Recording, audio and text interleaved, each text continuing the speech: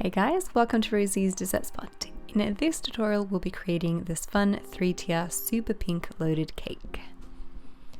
To start off, I'm going to prepare my butterflies because they're going to need time to dry.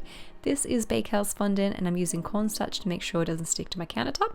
Roll it 3mm in thickness and cut out large butterflies using a butterfly cookie cutter. I recommend cutting out about 6 or 7 of these and then allowing them to sit on baking paper, folded with some cardboard so they dry folded like this, and it just gives the butterfly a bit more life. Mix rosewater spirit or vodka with some gel food color and paint onto your dried butterflies. If you can't use alcohol, you could also use lemon juice or white vinegar. Mix the colors together and then take some clear vodka and go over the colors to help dilute them, make it look a bit more like a watercolor sort of effect, and to also help blend the colors. I also dabbed off any excess so they dried easier, and it was just much better for the fondant. Let them dry again completely, and then take some edible gold luster dust, mix with vodka or rosewater spirit or the other medium that I've mentioned, and then paint over the obvious lines.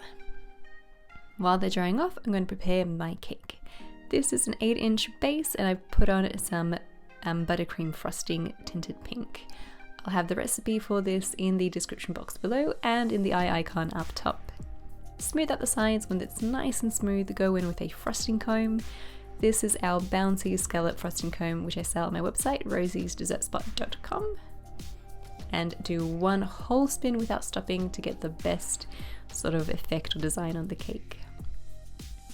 Bring the lip of frosting to the center and refrigerate for about 20 minutes to half an hour. Do the same thing again with a 6-inch and a 4-inch cake tier. The 6-inch and the 4-inch though, I'm going to rest in my freezer for 20 minutes instead, because I want the frosting to be super solid when I handle it with my hands so it doesn't affect our design. Each tier is a darker shade of pink, so I started lightest at the bottom with my 8-inch, then I went to a medium pink with my 6-inch and a darker pink for my 4-inch. When you're ready to assemble, cut bubble tea straws flush with the top of the cake or wooden dowels, and then attach each tier on with a little bit of buttercream frosting. The dowels are there to support the weight of the top tier. Do the same for your 6-inch. And now that your cake is assembled, we can hide the seam or the base of each cake tier. So I've taken some dark pink frosting and a round circular metal piping tip, and I'm squeezing until the frosting touches the cake. I stop squeezing as I pull away. Take your time with this. The more you repeat this, the better you'll get at size, consistency, and shape. If you're enjoying these tutorials, feel free to subscribe. We do upload a new video every week. Once your pearl borders have been created, it's time to add on your decorations.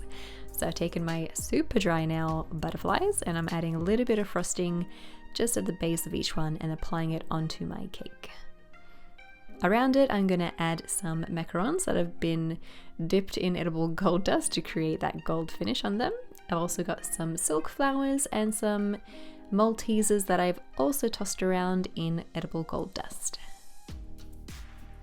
Assemble it diagonally if you like.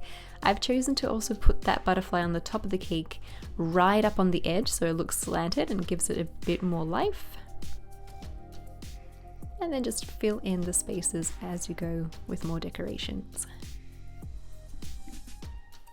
And you are done! She is a really fun cake to make. You could do this in a 1-tier as well, but 3-tier just looks that much more epic. I hope you enjoyed this tutorial and give it a go. If you do, hashtag Rosie's Dessert Spot so I can see your awesome creations as well. Thanks again for watching and we'll see you in the next tutorial. I'll also have linked in the description box some classes if you guys are interested. It's through Zoom so I get to see what you guys are doing as well and give you any pointers. Again, that will be in the description box below for global ballet classes.